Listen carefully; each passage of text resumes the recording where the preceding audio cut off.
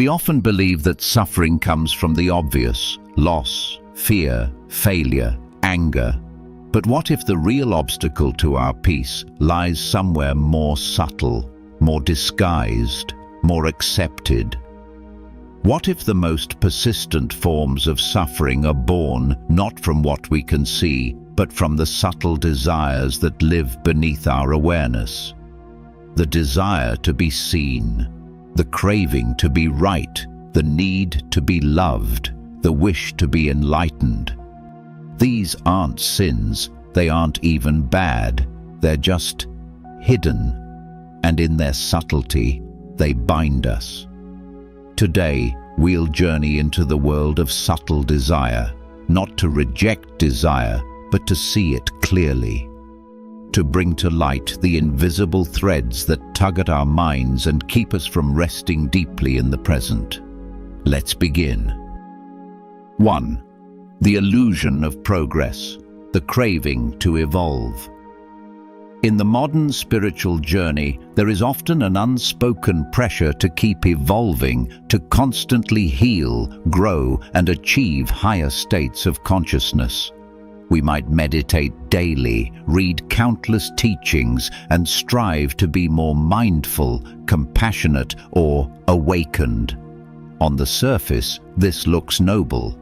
But underneath, there is often a hidden current, a subtle craving to be someone other than who we are right now. This is the illusion of spiritual progress, an inner thirst not for truth, but for transformation. We may find ourselves asking, am I becoming more awakened yet? Am I purifying my karma fast enough? Am I transcending my ego completely? These questions may appear spiritual, but they're often driven by bhava tanha, one of the 3 forms of craving the Buddha described. Bhava tanha is the thirst for becoming, the subtle desire to become something better, purer, or more spiritually evolved. It masks itself as discipline, but it's still a form of grasping. In the Dhamma, the Buddha reminds us that craving, even for spiritual development, is a trap. Every time we chase progress, we subtly reject the present. We say, this version of me is not enough. But true liberation doesn't lie in evolving endlessly. It lies in ending the cycle of becoming. Enlightenment is not a prize at the end of effort. It is what remains when we stop running, stop striving, and rest fully in the moment. The heart of Buddhism is non-attachment, not only to pleasure or possessions, but also to spiritual identity and goals. Even the path itself is to be abandoned, like a raft that carries you across the river but is not clung to afterward. Let go of the desire to improve. Stop measuring your journey by milestones. Sit, breathe, and simply witness. You may discover that the peace you're chasing has always been here, quiet, undemanding, and patiently waiting beneath all striving. 2. The desire to be seen, craving for validation. In today's hyper-connected world, visibility has become a kind of currency. We post, share, and perform, often without realizing it. Even in the realm of spiritual practice, the ego finds clever ways to seek validation. A deep human longing quietly drives this, the desire to be seen. This craving can show up subtly. We might share a spiritual insight, hoping it inspires others, but secretly we want praise. We might post a serene meditation photo on social media, presenting an image of calm. Or we might drop our favorite Dharma quote into conversation, not just to share wisdom, but to be admired for knowing it. This is a form of tanha, or craving, particularly the craving for mana, a Buddhist term that can be understood as conceit or ego identity. Not necessarily arrogance, but the persistent need to compare and position ourselves even within the spiritual hierarchy. The Buddha warned against this deeply ingrained pattern. In the Sutta Nipata, he advised disciples to practice in silence, humility, and simplicity, not for the world to applaud, but to quietly purify the mind. The most dangerous forms of craving aren't loud or obvious. They're the ones we justify in the name of growth. In many Buddhist traditions, especially in Zen and Theravada, the concept of practicing in the dark is revered. This means engaging in deep, authentic practice without needing to show or share it with others. Not because sharing is wrong, but because needing to be seen distorts our intention. Ask yourself, would I still meditate if no one knew I was doing it? Can I learn in silence without proving what I know? Am I okay with being invisible, if it means being free? Freedom arises when we stop outsourcing our worth to others' approval. When we stop curating our identity, even our spiritual one, for the world's applause. The Dharma encourages us to turn inward. Real validation does not come from likes, followers, or compliments. It comes from self-awareness, from deepening presence, from quiet integrity. When you no longer need to be seen, you begin to see clearly, not your image, not your reputation, but your true nature, silent, unshakable, and free. 3. The need to be right. Attachment to identity. Have you ever felt that inner tension when someone challenges your beliefs, especially spiritual ones? Perhaps it's a subtle tightening in the chest, or a need to explain yourself, or the quiet urge to prove you're on the right path. This is the craving to be right, and it's one of the most deeply rooted obstacles on the path to inner peace. This form of craving doesn't always appear as arrogance. Often it disguises itself as conviction or clarity. We may believe we're simply sharing the truth, but underneath there's often a fear of being wrong, or worse, of not being seen as wise or awakened. In Buddhism, this is related to ditthi upadana, or clinging to views. The Buddha repeatedly emphasized that attachment to fixed opinions, even spiritual ones, can become a subtle prison. In the Sabbasava Sutta, he warns that speculative views give rise to inner disturbance and further entanglement in suffering. And it's not just about ideas, it's about identity. We often tie our self-worth to our knowledge. I follow the true Dharma. I understand mindfulness better than most. My path is more advanced or pure. This is the egoic mind using spirituality to build a new self-image. It creates a persona, the wise one, the conscious one, the awakened one. But the stronger this identity becomes, the more we resist anything that challenges it. The Dharma teaches that liberation is not about being correct. It's about being free from the need to be correct. Right view, as described in the Noble Eightfold Path, is not about holding on to beliefs. It's about seeing reality clearly, free from ego and distortion. And sometimes that clarity means admitting we don't know, that we're still learning, that our truth can evolve. There is profound humility in not knowing. When we release the need to win an argument or defend our spiritual identity, the heart softens. We become open, curious, alive. Ask yourself, can I listen without preparing a rebuttal? Can I hold my beliefs lightly? Can I prioritize peace over being right. In the end, wisdom is not about being right. It's about being real. And reality doesn't need defending. It just is. 4. The hunger for experience, craving the spiritual high.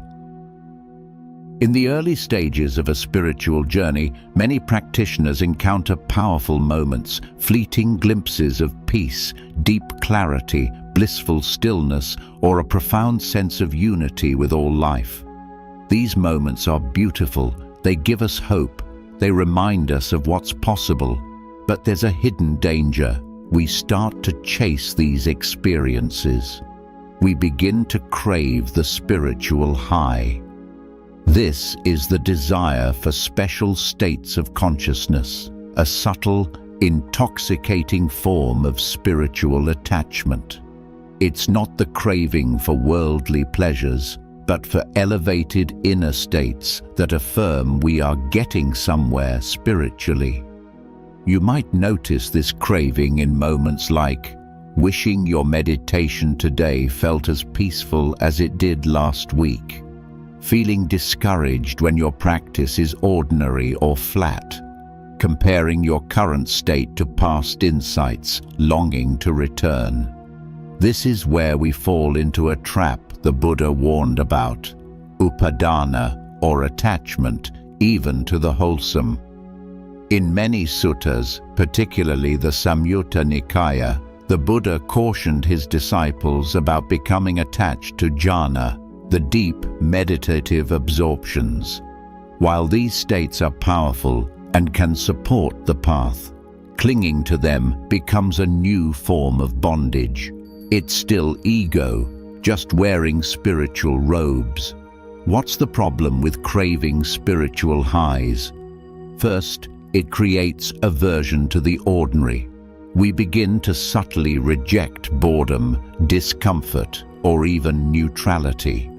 We divide our experience. Bliss equals good, restlessness equals failure. But the Dhamma is not about achieving bliss. It's about awakening to the nature of all things, even the uncomfortable and mundane. Second, it leads to identification with progress. We might think, I felt deep stillness last night, I'm advancing. But then, when the mind is noisy, we assume, I'm falling behind.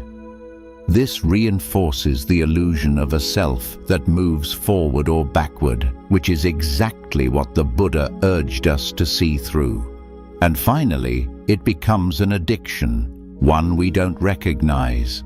Like a spiritual version of a drug, we begin to chase the next hit of insight, mistaking temporary states for permanent liberation. The truth is, true presence does not discriminate between peak and plateau. In fact, the heart of Buddhist meditation, vipassana or insight, is about seeing clearly, not feeling good. It's about observing whatever arises without grasping or resisting. So what's the antidote to this craving? It's cultivating equanimity, the calm, even-minded awareness that treats all experiences as equal. Whether you're resting in deep stillness or struggling with monkey mind, the practice is the same. Observe, allow, let be. There's a story of a monk who had mastered deep meditative absorptions. He could sit in perfect stillness for hours, experiencing states of bliss and light.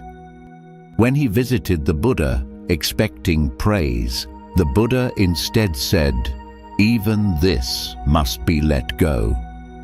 The monk was shocked. Even the bliss of jhana? The Buddha replied, "Even the highest states are conditioned. What arises will pass.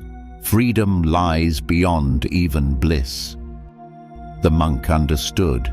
He let go not just of worldly craving, but of spiritual pride. And through that release, he awakened. Craving the highs blinds us to the holiness of the mundane. True presence embraces both the peak and the valley, without preference. It's not what we feel, but how we meet it that reveals freedom. The Buddha used the image of a lotus in the mud. It doesn't bloom by escaping the dirt, but by rising through it. Similarly, we don't awaken by clinging to bliss. We awaken by staying grounded in all of life. Ask yourself, can I sit with silence that isn't special? Can I appreciate presence without fireworks? Can I be content with what is right now? The most profound realization is not found in dazzling states. It is found in the simplicity of this moment. Not altered, not improved, just fully seen. That is freedom. 5. The longing to be loved, subtle emotional clinging. At the heart of almost every human being lies a simple, tender longing to be loved, to be seen, to be held in unconditional acceptance. This desire is so natural, so deeply human, that we rarely question it. And yet, from a Buddhist perspective, even this seemingly innocent longing can become a source of suffering when we cling to it unconsciously. This is the subtle emotional craving for love and connection. It may not be loud or dramatic like romantic obsession or dependency, but it quietly shapes our thoughts, our relationships, and even our spiritual path. You might notice it in moments like these, feeling uneasy when someone you care about withdraws emotionally, shaping your behavior or beliefs to maintain someone's affection, feeling incomplete when you're alone, even briefly, craving validation or closeness from a spiritual teacher or community. This form of subtle emotional clinging is a variation of tanha, the Buddhist term for craving, and in particular, kama tanha, or the desire for sensual and emotional pleasure.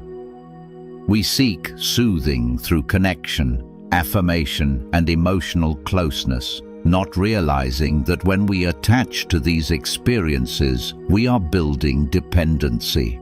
And dependency, even in its gentlest form, is a kind of bondage. The Buddha understood this deeply. In the Kula Dukkha Sutta, he described how attachment to people and feelings leads to grief, sorrow, and despair when those people or experiences inevitably change or fade. Why? Because all things, relationships included, are anicca, impermanent. This doesn't mean we must become cold or detached. In fact, Buddhism does not ask us to suppress love. It invites us to liberate love from need. In many Mahayana traditions, especially Zen and Tibetan Buddhism, the highest form of love is metta, loving kindness that is selfless, unattached, and unconditional. True metta does not say, "I love you because you love me back." It simply loves. But when our desire to be loved becomes a condition for our peace, when we need others to love us so we can feel okay, that's where subtle emotional clinging forms. And with it, the seeds of suffering are planted. Even on the spiritual path, this desire hides itself well. We might seek praise from our teacher to feel on track. We might try to impress a spiritual community so we belong. We might fear being alone on the path, thinking we need others to walk with us. Yet, according to the Buddha, the highest freedom, nibbana, is a state not dependent on anyone or anything. It's not loneliness, it's spaciousness. It's the fullness that arises when nothing is missing and no external source is needed to complete us. You may ask, but isn't it natural to want connection? Yes, absolutely. We are wired for connection. But what Buddhism teaches is the difference between loving from fullness versus loving from lack. When we love from fullness, we give freely. We listen without needing to be heard in return. We care without control. We enjoy the presence of others without clinging to their permanence. When we love from lack, we hold tight. We fear loss. We manipulate unconsciously. We confuse affection with approval and intimacy with self-worth. The practice, then, is not to eliminate love, but to purify it. Ask yourself, can I love without needing to be loved back? Can I rest peacefully even when I'm not receiving affection? Can I be alone without feeling abandoned? These are not just emotional questions, they are liberation questions. When you stop needing love to feel whole, you become love itself, not grasping, not performing, just radiating stillness, warmth, and freedom. This is unconditional presence. This is the love the Dharma points toward. 6. The desire for enlightenment, craving the end. Among all the subtle desires on the spiritual path, there is one that wears the most convincing disguise, the desire for enlightenment itself. At first glance, it seems noble, even essential. After all, isn't the goal of the spiritual path to awaken, to reach nirvana, to become free? Yes and no, because while the aspiration toward awakening is deeply encouraged in Buddhism, the craving for awakening is something very different. Subtle, sneaky, and often invisible to the practitioner, it becomes just another form of tanha, craving disguised in spiritual robes. We start to believe, if I could just become enlightened, all my suffering would end. Once I attain realization, I'll finally feel whole. Enlightenment will be my final escape. But in framing awakening as a future event, a final goal, a thing to get, we turn the present moment into an obstacle. We make now something to transcend, and in doing so, we fall into bhava tanha, the craving to become, to attain, to arrive. The Buddha saw this clearly. In the Anuruddha Sutta, he instructed that even the notion of a self that attains nirvana is a delusion. Awakening is not the glorification of the self, it's the disappearance of self-centered craving altogether. This means that enlightenment is not something you achieve like a trophy at the end of a race. It's not a badge you earn after collecting enough meditations, insights, or retreats. It's the natural unfolding of a mind that no longer clings. And ironically, it most often arises when we've stopped grasping for it. This is the final paradox. The harder we chase awakening, the further it seems to drift away. In Zen Buddhism, there's a beautiful teaching. When you seek it, you cannot find it. This doesn't mean we stop practicing. It means we shift the way we relate to practice, from striving to surrender, from seeking to simply seeing. You may be meditating diligently, studying sutras, cultivating mindfulness, and still feel like you're not getting anywhere. That sense of failure, that restlessness, that's often not a sign of stagnation. It's a sign that the ego is frustrated. It can't possess what cannot be possessed. Because awakening is not something you get. It's what remains when the illusion of you quiets down. This is why in Theravada teachings, vipassana, insight, is not about constructing a new identity. It's about deconstructing all that we mistake for me and mine. We see the impermanence of thoughts, the emptiness of clinging, the selfless nature of all phenomena. And in that seeing, liberation begins. Yet, many modern spiritual seekers unconsciously fall into what is sometimes called enlightenment addiction.